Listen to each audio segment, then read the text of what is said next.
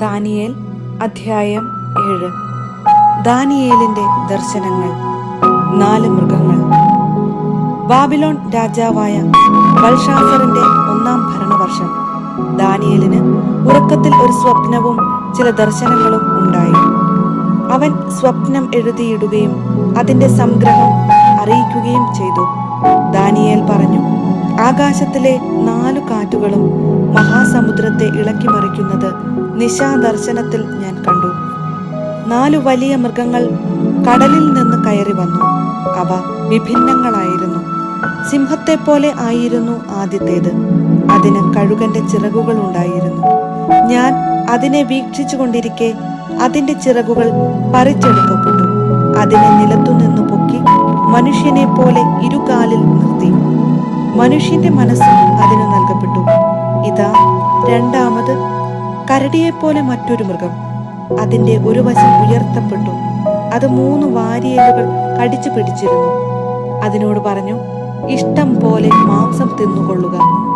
അതിനുശേഷം ഞാൻ നോക്കിയപ്പോൾ ഇതാ, മുതുകത്ത് പക്ഷിയുടെ 4 ചിറകുകളുള്ള പുള്ളിപ്പുലിയെപ്പോലെ മറ്റൊരു മൃഗം. അതിന് 4 തലകളുണ്ടായിരുന്നു. ആധിപത്യം അതിന് നൽകപ്പെട്ടു. ഇതിനുശേഷം നിശാദർശനത്തിൽ ഇതാ, ഘോരനും ഭയങ്കരനും അതിശക്തനുമായ 4-ാമത്തെ മൃഗം. അതിന് വലിയ ഉരുക്കുപല്ലുകളുണ്ടായിരുന്നു. അത് വിഴുങ്ങുകയും കഷണം കഷണമായി തകർക്കുകയും മിച്ചമുള്ളത് കാലുകൊണ്ട് ചവിട്ടി അരയ്ക്കുകയും ചെയ്തു. മുൻപേ വന്ന മൃഗങ്ങളിൽ നിന്നെല്ലാം വ്യത്യസ്തനായിരുന്ന അതിന് 10 കൊമ്പുകൾ ഉണ്ടായിരുന്നു. ഞാൻ കൊമ്പുകൾ നോക്കിക്കൊണ്ടിരിക്കുമ്പോൾ ഇതാ, മറ്റൊരു ചെറിയ കൊമ്പ് അവയുടെ ഇടയിൽ മുളച്ചു വരുന്നു. അതിന്റെ വരവോടെ ആദ്യത്തേതിൽ 3 എണ്ണം വേരോടെ പിഴുതു മാറ്റപ്പെട്ടു. ഇതാ, ഈ കൊമ്പിൽ മനുഷ്യന്റേതുപോലുള്ള കണ്ണുകളും വൻപു പറയുന്ന ഒരു വായും. മനുഷ്യപുത്രൻ, ഞാൻ നോക്കിക്കൊണ്ടിരിക്കെ സിംഹാസനങ്ങൾ നിരത്തി പുരാതനനായവൻ ഉപവിഷ്ടനായി. അവന്റെ വസ്ത്രം മഞ്ഞുപോലെ ധവളം, തലമുടി നിർമ്മലമായ ആട്ടിൻ രോമം പോലെ. തീജ്വാലകളായിരുന്നു അവന്റെ സിംഹാസനം. അതിന്റെ ചക്രങ്ങൾ കത്തിക്കാളുന്ന അഗ്നി. അവന്റെ മുൻപിൽ നിന്ന് അഗ്നിപ്രവാഹം പുറപ്പെട്ടു.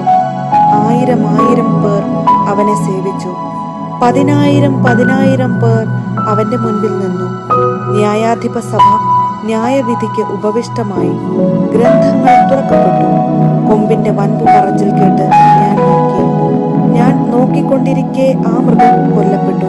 അതിന്റെ ശരീരം നശിപ്പിക്കപ്പെട്ടു. അഗ്നിയിൽ ദഹിപ്പിക്കാൻ അത് വിട്ടുകൊടുക്കപ്പെടുകയും ചെയ്തു. മറ്റു മൃഗങ്ങളുടെ ആധിപത്യം എടുത്തു മാറ്റപ്പെട്ടു.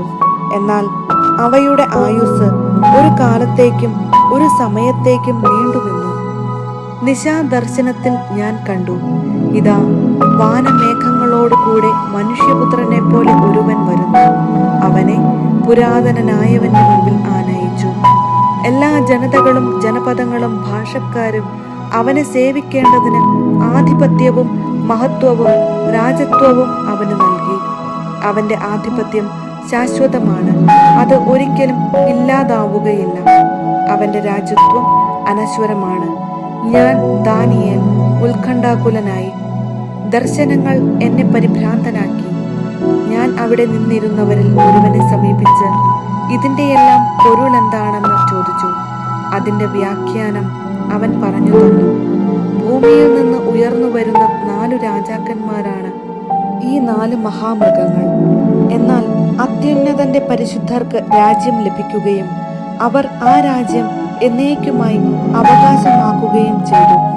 മറ്റുള്ളവരിൽ നിന്ന് വ്യത്യസ്തനും കൂടുതൽ ഭയങ്കരനും ഉരുക്കുപല്ലും ഓട്ടുനഖവും ഉള്ളവനും വെട്ടി വിഴുങ്ങുകയും കഷണം കഷണമായി തകർക്കുകയും മിച്ചമുള്ളവയെ കാലുകൊണ്ട് ചവിട്ടി അരയ്ക്കുകയും ചെയ്തവനുമായ 4-ാമത്തെ മൃഗത്തെക്കുറിച്ച് അറിയാൻ ഞാൻ ആഗ്രഹിച്ചു.